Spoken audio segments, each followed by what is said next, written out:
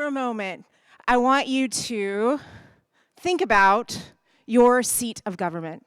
Think about the place in your country or your state where the people are represented, their voices are brought to, by people that they elect to debate, to vote on their behalf. And imagine if that symbol of sovereignty was designed, built, continues to be maintained by another country.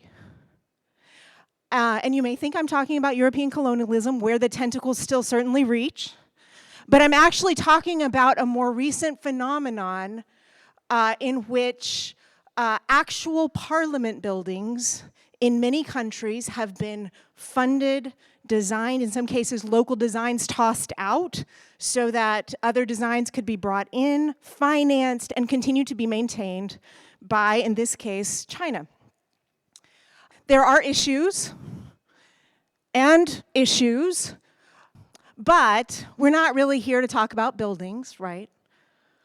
But there are lessons from that infrastructure diplomacy and that influence through infrastructure approach that really we need to take when we think about public interest technology around the globe. So, I work with legislatures. Legislatures have a problem. We took this concept from the physical sciences of the pacing problem. As David Siegel reminded us this morning, tech advances exponentially with Moore's law. The cost of storage declines exponentially. Policy, let's face it, does not advance exponentially. And there's a gap that grows every year more.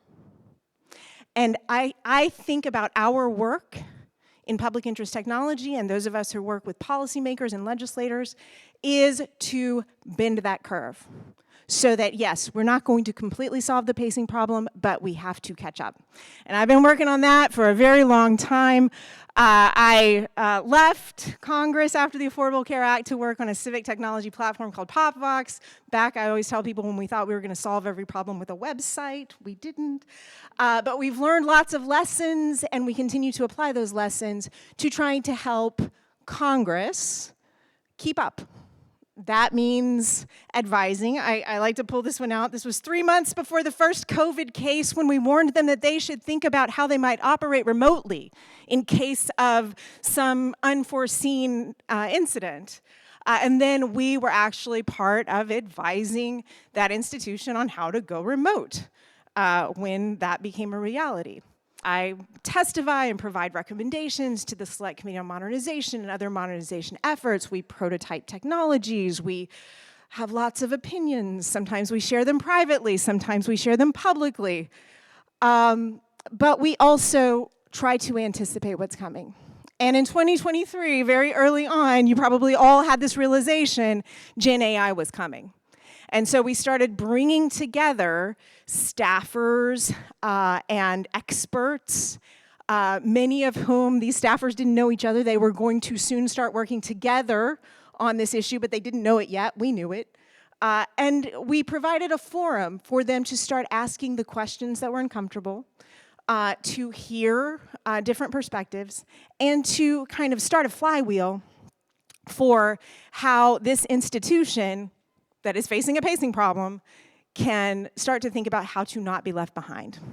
And part of that was this report on the right was a survey of how representative bodies around the world are adopting AI and had been adopting AI and were thinking about Gen AI. We released that in January of 2024, called it Volume 1, because we knew it would be obsolete as soon as we hit publish, and it is, and it was, and so we're working on continuing to update that.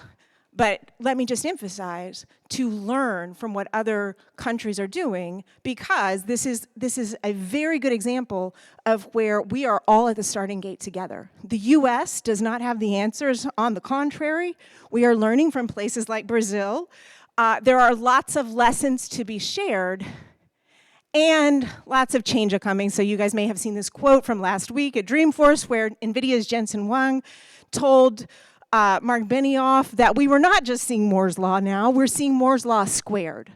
So the urgency that was discussed earlier of this work, again, is to help our democratic institutions not fall behind. And so let me bring it back to public interest technology and 4 key points, which are our democratic institutions are not negotiable. We cannot leave them behind. There are a lot of tech companies out there that are saying they're running democratic processes, and I kind of think, okay, that's cute, but that's not democracy, that's customer research. Our democratic institutions are where the people are represented. The pacing problem is accelerating, we discussed that.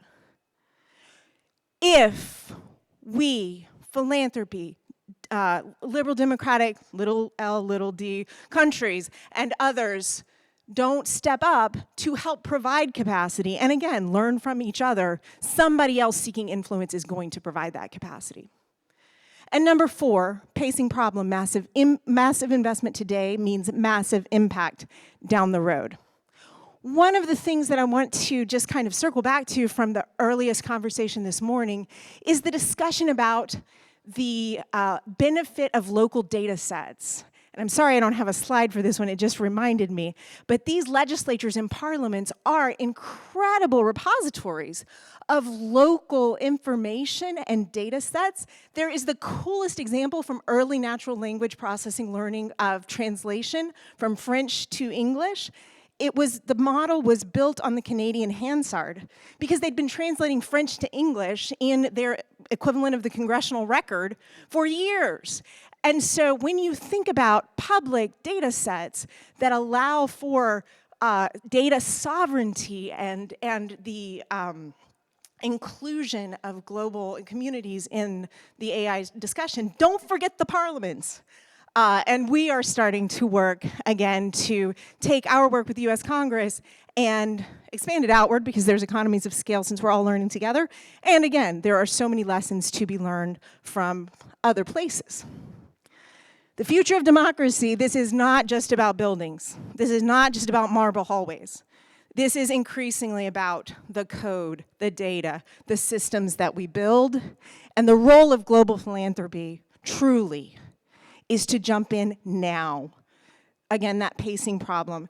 To build, I heard the point about overcapacity, but let me just say, whether it's the US Congress or parliaments around the world, we are not overcapacitated. If you are feeling overcapacitated, send it our way. But to provide training, to support open source, to support shared learning and capacity building and networks and communities of practice. And I would love to talk to you about it. Thank you.